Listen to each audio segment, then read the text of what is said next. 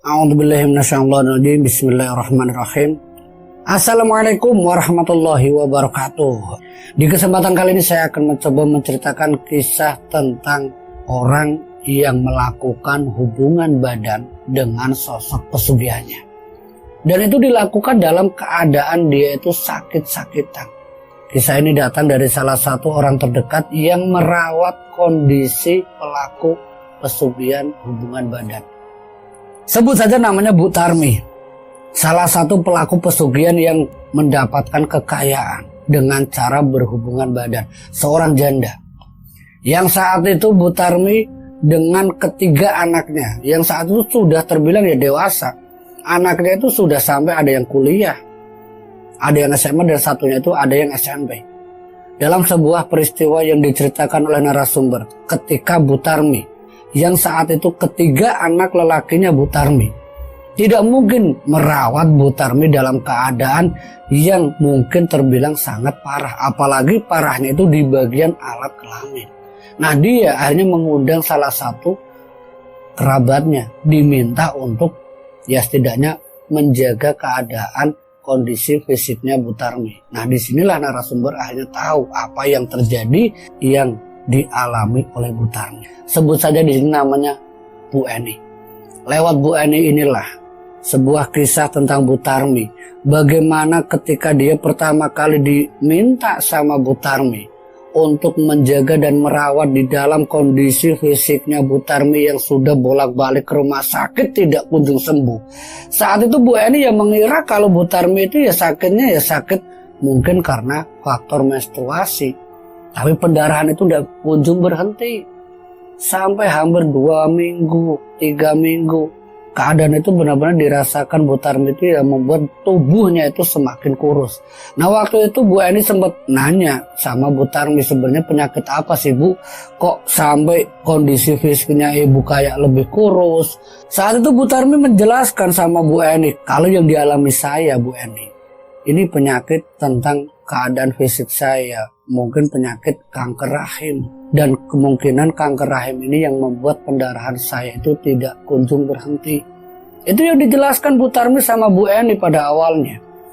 Dan saat itu pun mungkin di bulan-bulan pertama Bu Eni ini ya dia colak-calik lah, bolak-balik setiap pagi sampai nanti jam 9 malam dia ngerawat Bu Tarmi. Tapi pada beberapa bulan terakhir kondisi Bu Tarmi ini sudah ya semakin kritis. Dia harus kontrol. Bu Tarmi itu harus kontrol yang ditemani oleh Bu Eni dan kadang anak-anaknya yang saat itu juga menemani di rumah sakit. Cuman beberapa hari, 3 hari kontrol di rumah sakit, balik lagi ke rumah. Dan keadaannya Bu Tarmi ini sudah dalam keadaan yang terbilang mungkin sangat kritis. Dia itu sudah kondisinya hanya terbaring di tempat tidur. Kalaupun dia mau mandi ataupun mau ke ruang meja makan atau gabung dengan anak-anaknya, itu harus dibantu sama Bu Eni ataupun sama anak-anaknya. Keadaan fisiknya Bu Tarmi ini sudah melemah, benar-benar sudah ya kalau bahasa orang agak ngeyel ya mungkin sudah dekat mautnya. Tapi mungkin dalam bahasanya Bu Eni mungkin sudah waktunya Bu Tarmi ini meninggal. Karena menyaksikan penyakit yang dialami Bu Tarmi itu benar-benar sangat mengerikan. Kondisi fisiknya ya sangat kurus. Dia kaya raya, dia punya segala-galanya, anak-anaknya sukses. Tapi kalau kondisi fisiknya seperti itu, sudah operasi sana, sudah operasi sini. Bukan 1-2 rumah sakit yang didatangi Bu Tarmi, puluhan rumah sakit, tapi kondisinya tidak kunjung sembuh. Sampai Bu Eni itu bertanya-tanya, sebenarnya penyakit apa? Masa secara medis kok tidak kunjung sembuh, bahkan penyakitnya lebih parah. Kurang lebihnya 5 bulan. Bu Eni bekerja sama Bu Tarmi, yang saat itu Bu Tarmi ini ya memang meminta setiap jam 9 itu biarkan anak-anak yang mengurus. Tapi karena melihat kondisinya Bu Tarmi semakin parah, Bu Eni tidak mau meninggalkan Bu Tarmi yang dalam keadaan setiap malam itu minta dibangunkan untuk pergi ke kamar mandi untuk mengganti ya pembalut atau apa. Karena darah yang mengalir di bagian selangkangannya itu kadang sampai netes itu dispray, kadang sampai di lantai. Dan yang membersihkan pun yaitu Bu Eni. Ya kadang memang anak lelakinya, karena memang kondisi penyakitnya Bu Tarmi memang sudah parah. Tapi di saat Bu Eni ini meminta sama Bu Tarmi untuk merawat sampai dia minta izin nginep di rumahnya Bu Tarmi itu ya tidak mengizinkan. sampai Bu Eni bertanya-tanya, kenapa Bu? Kondisinya ibu kan sudah kayak gini. Izinkan saya merawat ibu sampai di tengah malam sampai pagi hari. Saya tidak apa-apa, saya sudah izin sama suami, sama anak-anak untuk merawat Bu Tarmi. Dan anak-anaknya pun mengizinkan untuk Bu Eni ngerawat Bu Tarmi. Ngerawat untuk jaga malamnya. Barangkali ada apa-apa sama Bu Tarmi. Itu dari anak-anaknya juga mengizinkan. Nah, disitulah awal mula di mana Bu Eni tahu apa yang terjadi dan yang dilakukan oleh Bu Tarmi. Pada satu malam, mungkin sudah setengah tahun lamanya Bu Eni itu kerja sama Bu Tarmi. Di satu malam, Bu Tarmi itu meminta sama Bu Eni untuk pulang. Tapi Bu Eni tidak mau, karena ya jelas kondisi fisiknya sangat parah. Saat itu, sekitar jam setengah 10 malam, Bu Tarmi meminta sama Bu Eni, Bu, tolong tinggalkan saya, tolong tinggalkan saya. Tapi Bu Eni tetap kekeh, saya tidak mau Bu. Kalaupun ibu mau tidur istirahat sendiri, biarkan pintu ini ditutup, tapi saya jaga di luar. Karena Bu Eni tahu kalau Bu Tarmi setiap malam itu pasti terbangun. Dan saat sekitar jam setengah 1 dini hari, terdengar suara yang seperti kayak suara monyet. Itu bener-bener rame di rumah besar, rumahnya Bu Tarmi. Tapi yang aneh, yang ngedenger itu cuman Bu Eni. Sampai dia bangunkan anak-anaknya Bu Tarmi, Dek, dengar ada suara monyet. Gak ada Bu, Dedek ngantuk. Itu anak-anaknya Bu Tarmi yang tidur di sebelah kamar yang lain, dibangunkan sama Bu Eni, itu udah ada yang ngedenger suara monyet. Tapi Bu Eni itu ketika membangunkan 1, 2 sampai yang ketiga diketok juga, itu udah ada yang misalnya mendengar suara monyet yang saling bersautan, yang kayak berkelantungan. Banyaknya minta ampun, suara itu saling bersautan. Tapi Bu Eni itu cuman mendengar, dia tidak bisa melihat. Dan saking khawatirnya Bu Eni, dia bolak-balik sampai ke belakang, sampai ke depan, barangkali ada monyet beneran. Tapi saat melintas di kamarnya Bu Tarmi, itu terdengar suara kayak rintihan kesakitan dari Bu Tarmi. Nah, saat itu yang dilakukan Bu Eni, karena rintihan sakit itu benar-benar didengar oleh Bu Tarmi, sakit, tolong. Nah, Bu Tarmi ini minta tolong. Seketika itu ya Bu Eni secara spontan dia masuk. Saat dia masuk, tidak menyangka kalau permintaan tolongnya Bu Tarmi ternyata dia sedang disetubuhi sosok siluman monyet. Nah, saat itu ngelihat Bu Tarmi itu tidak ada sehelai kain pun yang dipakai oleh Bu Tarmi. Saat itu Bu Eni tidak percaya, Bu, ada apa dengan ibu? Kenapa ibu tidak pakai baju?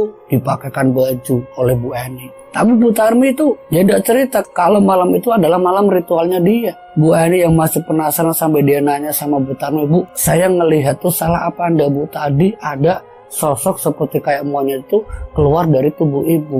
Bu Tarmi geleng-geleng kepala, tidak ada apa-apa. Cuman ibu lagi kegerahan, tolong ambilkan baju. Itu jawaban dari Bu Tarmi. Malam itu menjadikan penasarannya Bu Eni, apakah mungkin janda 3 anak yang keadaannya sakit-sakitan tapi kekayaannya begitu luar biasa. Padahal anak-anaknya belum ada yang kerja. Dari mana penghasilannya? Itu menjadikan sebuah pertanyaan besar bagi Bu Eni waktu itu. Tapi Bu Eni tidak mau ambil pusing. Dia di situ kerja. Sampai beberapa waktu setelahnya, ya dia kerja seperti biasa, tapi kondisinya Bu Tarmi semakin parah. Dia sering mengeluh kesakitan di bagian intimnya. Dia sering merintih kesakitan sampai ya benar-benar ya tidak bisa terbayangkan sakitnya itu kayak gimana. Sampai pas 1 bulan lebih, mungkin malam yang sama, tepat di malam apa itu Bu Eni tidak ingat, Bu Tarmi kembali kayak melakukan hubungan. Dan saat itu rasa penasarannya Bu Eni, dia masuk tanpa mengetuk. Dilihat lagi itu sosok siluman monyet yang sedang menggauli Bu Tarmi. Saat itu juga seketika itu ya spontanitas, setan, iblis keluar dari sini. Itu keluar dari mulutnya Bu Eni. Saat itu Bu Tarmi menoleh ke Bu Tarmi, biarkan. Justru malah membiarkan sosok itu untuk tetap melakukan hubungan badan dengan Bu Tarmi. Disaksikan sendiri oleh Bu Eni. Saat itu Bu Eni yang begitu takut karena sosok itu dengan mata yang bersinar memandangi Bu Eni. Tapi Bu Eni dengan keyakinannya, ya dia berusaha baca-baca doa sampai sosok itu tiba-tiba pergi lagi. Saat itu ditanya sama Bu Tarmi, Bu Eni, kamu kok berani masuk? Biarkan itu apa yang kamu lihat itu nyata. Bu, ibu sedang sakit, Bu. Itu siapa, Bu? itu adalah sosok yang selama ini memberikan aku kekayaan, Eni. Aku tidak bisa lepas dari dia. Bu, ibu kan sakit, Bu. Ibu kan kondisinya seperti ini, Bu. Kenapa ibu tidak berhenti? Kata Bu Eni. Aku tidak mungkin, Eni. Aku tidak mungkin berhenti. Kalau aku berhenti, aku khawatir anak-anakku yang meninggal. Biarkan aku yang tersakiti, yang penting anak-anakku bisa hidup dengan kecukupan, hidup dengan layak. Tapi Bu, ibu kan keadaannya sudah seperti ini, sudah sangat parah. Kenapa ibu masih melakukan ritual-ritual itu? Apa ibu tidak merasa menyesal? Aku tidak akan pernah menyesali perbuatan ini, Eni. Ini semua aku lakukan demi anak-anakku. Aku tidak bisa seorang janda harus menghidupi beban ketiga anak laki-lakiku. Dari mana kalau aku tidak mendapatkan pesugihan dari ini? Sampai Bu Eni pun cerita bagaimana dia sampai terjerumus ke pesugihan. Seorang janda 3 anak yang ditinggalkan suaminya menikah dengan orang lain. Saat itu Bu Tarmi begitu putus asa, sementara ketiga anak itu dulu masih kecil-kecil. Paling besar itu sudah SMP. Karena tidak mau ketiga anaknya itu putus sekolah, Bu Tarmi lewat salah satu temannya. Dia datang ke salah satu dukun pesugihan dan disitulah dia mendapatkan ritual pesugihan kawin. Lewat pesugihan nikah itulah dia setiap waktu harus mau dan siap melakukan hubungan jika sosok itu datang. Dan sosok itu tidak akan pernah berhenti sebelum aku meninggal. Dalam keadaan apapun aku, Eni, aku ini harus melayani. Dan kamu baru tahu, setelah beberapa bulan aku melarang kamu tidur di sini, istirahat di sini, ya karena alasan ini agar kamu tidak tahu. Tapi semuanya sudah terlambat. Biarkan kamu tahu dan saya menceritakan dengan kamu, Eni, agar kamu bisa paham bahwa apa yang aku alami ini ya benar-benar menyiksa jiwa ragaku. Kamu melihat tubuhku begitu tersiksa. Kamu melihat bagaimana keadaanku saat ini. Aku tidak bisa. Aku tidak bisa lepas dari jerat pesugihanku sendiri. Keadaan seperti itu membuat Bu Eni benar-benar bingung. Dia harus bagaimana? Setelah mendengarkan apa yang disampaikan Bu Tarmi, Bu Eni ini tidak putus asa. Bu, jika Tuhan bisa memberikan jalan terbaik untuk ibu, apa salahnya ibu berusaha untuk tobat? Eni, sudah Eni, aku tidak mau. Aku takut. Ibu takut kenapa? Kata Bu Eni. Aku takut jika aku menghentikan ritual ini. Kamu tidak tahu, sosok itu akan mengancam anak-anakku. Dan saat Bu Eni baru saja bilang sama Bu Tarmi untuk bertobat, tiba-tiba sosok itu kayak datang. Dia datang tuh, sosok siluman monyet itu datang di hadapan Bu Eni sama Bu Tarmi. Dan sosok itu menatap Bu Eni dengan ya wujud monyetnya. Ya dia kayak menghembaskan tangan ke arah Bu Eni sampai Bu Eni itu terpental. Dia terpental terjungkal sampai tidak sadarkan diri. Dia sadar itu setelah beberapa jam, mungkin sekitar jam 3 dini hari, dia baru sadar. Saat itu esok harinya anak-anaknya Bu Tarmi melihat Bu Eni yang kesakitan karena semalam diserang sama sosok siluman monyet. Bu Eni ini sempat diantar pulang. Nah di rumah itulah dia ketemu sama suaminya menceritakan kalau semalam dia diserang sama siluman monyet yang tak lain pesugihan dari Bu Tarmi, majikannya Bu Eni. Mendengar pengaduan dari Bu Eni, suaminya Bu Eni ini tidak ingin Bu Eni kerja lagi sama Bu Tarmi. Suaminya itu ya datang langsung ke anak-anaknya meminta Bu Eni itu berhenti. Tapi Bu Eni yang mendengar kalau suaminya itu meminta berhenti, tapi Bu Eni tidak mau. Pak, saya ini kepingin Bu Tarmi itu kembali ke jalan yang benar. Memang risikonya ya saya. Saya yang sudah mengalami sakit ini, tapi saya yakin Pak ini tidak akan apa-apa. Tapi saya takut Bu Tarmi itu dalam kesesatan. Dia dalam keadaan yang sudah sangat kritis Pak. Tolong Pak bantu saya agar Bu Tarmi itu kembali tobat. Itu keinginan Bu Eni sama suaminya. Sampai akhirnya suaminya Bu Eni itu yang membantu Bu Eni lewat datang ke beberapa orang-orang pintar yang tujuannya ya untuk membentengi Bu Eni ketika nanti merawat Bu Tarmi. Sampai beberapa waktu setelahnya Bu Eni itu kembali lagi merawat Bu Tarmi. Dan saat itu juga masih dilakukan apa yang namanya hubungan badan dengan sosok siluman kera. Dan saat itu Bu Eni akhirnya berani menceritakan ke anak-anaknya bahwa kalian anak-anaknya Bu Tarmi, kalian hidup layak, hidup enak, kalian tahu dari mana? Ibumu yang sudah merelakan tubuhnya disetubuhi oleh sosok siluman monyet. Anak-anaknya tidak percaya. Tidak mungkin ibuku seperti itu, tidak mungkin. Kamu boleh tidak percaya, tapi ibu sendiri sudah pernah melihat 2-3 kali. Apakah kalian anak-anaknya ini tidak berpikir secara logika? Apa mungkin ibumu kamu yang dioperasi, yang diobati lewat beberapa rumah sakit tidak kunjung sembuh? Apa kalian menyadari penyakit yang dialami ibu kamu itu bukan penyakit medis? Itu penyakit yang dikarenakan dia bersetubuh dengan sosok siluman monyet, siluman pesugihan dari ibu kamu sendiri. Aku tidak percaya Bu Eni, Ibu Eni jangan mengada-ngada. Ibuku tidak mungkin melakukan pesugihan. Ketiga anaknya sudah percaya. Sampai Bu Eni untuk meyakinkan ketiga anaknya. Nanti di malam apa? Kalian buktikan sendiri apa yang dilakukan oleh ibu kamu. Karena ibu kamu itu sudah ibu sadarkan, sudah Bu Eni ingatkan untuk tidak lagi melakukan ritual berhubungan badan. Tapi ibumu tetap kekeh. Itu semua karena kalian bertiga. Sampai pada waktu yang sudah ditentukan oleh Bu Eni, malam tertentu itu, ketiga anaknya jam 1 dini hari mendengar suara monyet itu sangat banyak. Dan salah satunya, mungkin rajanya monyet, ada di dalam kamarnya Bu Tarmi. Saat itu pintu itu memang sengaja tidak dikunci oleh Bu Eni. Saat beberapa waktu, mungkin sekitar setengah jam, 1:30 dini hari, ketiga anaknya itu secara langsung dan nyata melihat apa yang dilakukan oleh ibu kandungnya yang sedang melakukan hubungan badan dengan siluman pesugihan.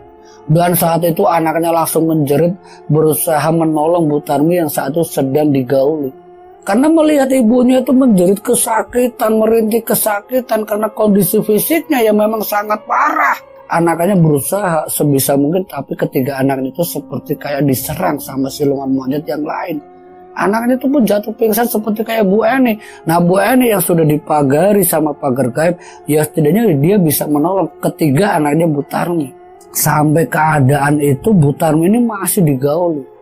Dan Bu Tarmi meminta sesuatu sama siluman, tolong jangan bunuh anakku, jangan bunuh anakku. Aku rela apapun yang kamu inginkan, sesembahanku. Itu terucap dari Bu Tarmi. Saat itu Bu Eni berusaha menyadarkan ketiga anaknya Bu Tarmi. Walaupun Bu Tarmi sendiri saat itu sedang melakukan hubungan. Dia berusaha untuk menyadarkan sampai ketiga anaknya itu sadar. Keadaan Bu Tarmi sudah dalam keadaan tidak sadar diri. Mungkin ya dikarenakan keadaan fisik yang sudah lemah, tapi dipaksa untuk melakukan ritual hubungan badan. Yang namanya iblis ya tidak peduli keadaan sakit, keadaan apa, dihajar. Itu yang namanya pelaku pesugihan. Dan saat itu Bu Eni hanya bisa pasrah ketika anaknya sadar. Dia baru percaya kalau apa yang dilakukan oleh Bu Tarmi, ibu kandung mereka. Mereka baru percaya. Bu, kenapa ibu lakukan seperti ini, Bu? Aku lebih rela hidup miskin, Bu, daripada melihat ibu seperti ini. Bu, tolong, Bu, hentikan, Bu. Tapi jawaban Bu Tarmi, aku tidak akan berhenti, nak. Aku takut ada apa-apa dengan kamu. Aku tidak ingin kamu hidup susah. Tapi ketiga anaknya, Bu, aku rela, Bu, hidup susah daripada melihat ibu seperti ini. Bu, sudah, Bu, hentikan. Ibu harus taubat, ibu harus taubat, ibu harus taubat. Semua anaknya itu meminta Bu Tarmi taubat. Tapi jawabannya Bu Tarmi, aku khawatir jika aku taubat, jika aku berhenti melakukan ritual ini, ibu tidak yakin kamu bisa selamat. Kamu bisa hidup enak. Aku tidak peduli, yang penting ibuku bisa kembali ke jalan yang benar. Bu Eni, tolong ibuku gimana ini, tolong Bu Eni. Saat itu Bu Tarmi yang memang sudah kayak tidak mau bertobat, Bu Eni hanya bisa pasrah. Sampai ketiga anaknya Bu Tarmi itu menangisi keadaan orang tuanya, itu ibu kandungnya yang dalam keadaan sakit masih ya melayani ritual pesugihannya. Mereka tidak, ya benar-benar tidak percaya. Tapi itu nyata dialami oleh ketiga anaknya Bu Tarmi. Saat itu ketiga anaknya hanya bisa pasrah membantu orang tuanya yang setiap waktu pasti akan didatangi sosok siluman monyet lagi. Usaha anak-anaknya lewat praktisi, lewat kiai, semuanya gagal. Karena keyakinannya Bu Tarmi sendiri yang tidak mau bertobat. Dia tidak mau, memang dia siap menghadapi kenyataan kalau dia harus meninggal dalam pelukan iblis. Itu yang dikatakan Bu Tarmi sama anak-anaknya. Sampai beberapa waktu di saat bulan terakhir di mana Bu Tarmi harus ritual, saat itu Bu Tarmi benar-benar tidak mau. Dia lebih memilih bunuh aku, yang penting selamatkan anak-anakku. Aku tidak akan melayani kamu. Tapi Bu Tarmi dipaksa sampai tubuhnya itu dalam keadaan seperti disiksa. Karena setelah malam itu, tepat malam ritual yang harus dilakukan Bu Tarmi, dia menuju kesakitan, tolong, panas. Tapi itu yang terjadi sama Bu Tarmi, dia disiksa, dicakar-cakar, sampai keadaan esok harinya tubuhnya Bu Tarmi itu tidak tertolong. Dia meninggal dunia. Anak-anaknya yang melihat kenyataan kalau ibu kandungnya meninggal dalam ritual pesugihannya, semua harus terima kalau kenyataannya ibu kandungnya harus meninggal disiksa oleh iblis pesugihannya sendiri. Dan semenjak saat itu anak-anaknya lebih memilih untuk meninggalkan rumah pesugihan itu. Dan semenjak ibunya meninggal, ketiga anaknya berusaha merawat pemakamannya. Tapi yang terjadi, ya sedikit demi sedikit, karena pelaku pesugihan yang tak lain adalah ibu kandungnya sudah tidak melakukan ritual lagi, sudah dipastikan harta benda itu akan sedikit demi sedikit terkuras. Dan itu memang terjadi sama keluarganya Bu Tarmi. Anak-anaknya itu hidup dalam kesusahan. Mungkin dalam beberapa tahun itu memang masih ada. Tapi yang disaksikan Bu Eni, seluruh keluarga atau anak-anaknya Bu Tarmi itu hidup dalam kesengsaraan. Walaupun waktu 5 tahun semenjak Bu Tarmi meninggal, mereka masih bisa bertahan hidup. Tapi kenyataannya, harta yang sudah diperoleh oleh pesugihan Bu Tarmi sendiri, semuanya diambil habis oleh perewangannya. Itulah yang disaksikan oleh Bu Eni, bagaimana pelaku pesugihan yang benar-benar melakukan hubungan badan dengan sosok siluman monyet dalam keadaan sesakit-sakit apapun. Semoga dari kisah kita bisa ambil hikmah dan pelajarannya dan bisa menghibur kalian semua para pecinta horor cerita pesugihan. Wassalamualaikum warahmatullahi wabarakatuh.